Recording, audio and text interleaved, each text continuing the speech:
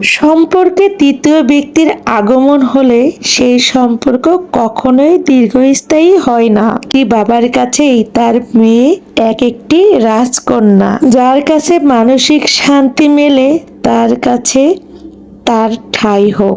কেন নিয়মটা এত নিষ্ঠুর হলো? কেন তুমি আমার হয়ে থেকে গেলে না? বলতে পারো একবার, যে চলে যাবার তাকে কলিজা কেটে খাওয়ালেও সে চলে যাবে। আর যাওয়ার সময় সে কি বলে যাবে জানো তো তোমরা? যাওয়ার সময় বলে যাবে, লবণ কম হয়েছে, ঝাল একটু বেশি হয়েছে। যারা তাড়াতাড়ি রিপ্লাই দেয় তাদের মেসেজ দেওয়ার মতো কেউ থাকে না। জীবনে সঠিক মানুষ আসলে আর আগলে রাখলে শুধু প্রাক্তন কেন, পুরো অতীতটাই ভুলে থাকা যায়।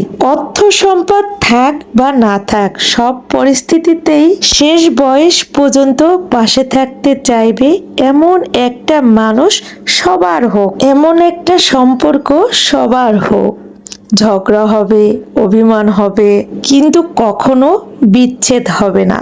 তকদিরে যা লেখা নেই তা হিরে হলেও হারিয়ে যাবে, আর যা লেখা আছে তা ধুলো হলেও তোমার কাছে ফিরে আসবে। পরিস্থিতি একটা অজুহাত মাত্র।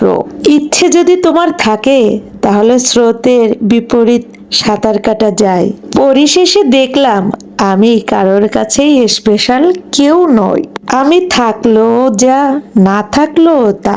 কেউ যদি আপনাকে মূল্যায়ন না করে তাহলে তাকে এড়িয়ে চল। যারা বিনা স্বার্থে মানুষকে ভালোবাসে তাদের অবহেলা ছাড়া কিছুই থাকে না। ছোটবেলায় শিখেছি সৎ থাকলে সব কিছু ভালো হয়, আর বড় হয়ে বুঝলাম সৎ মানুষকে সহজেই অবহেলা করা যায়। কাউকে ক্ষমা করা সত্যিই একটি মহৎ গুণ, তবে একই মানুষকে বারবার ক্ষমা করাটা আসলেই বোকামি। সবকিছু হাতে পেলে মানুষ নিজের সীমা ভুলে যায়। তাই সৃষ্টিকর্তা কাউকে কিছু না কিছু অভাবেই রাখে। কাউকে টাকার অভাব, কাউকে রূপের অভাব, আর কাউকে শান্তির অভাব। যারা সত্যিকার অর্থে ভালোবাসে তারা কখনোই অভিনয় করে না। যে মানুষটা আপনাকে চোখ বন্ধ করে বিশ্বাস করে সেই মানুষটার বিশ্বাসকে কখনো অবহেলা করবেন না। মানুষ হারিয়ে গেলে খুঁজে পাওয়া যায়,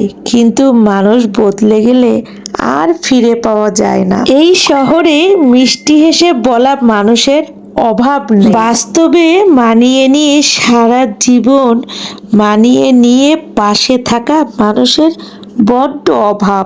আসলে কি জানো, সুন্দর বলে কিছুই হয় না। যে তোমাকে ভালোবাসবে তুমি তার কাছে সবসময়ের জন্যই সুন্দর থাকবে। তোমার সৌন্দর্য তার কাছে কখনোই কমবে না। তোমাকে সে প্রতিদিন প্রতিনিয়ত নতুন উপস্থাপনা করবে।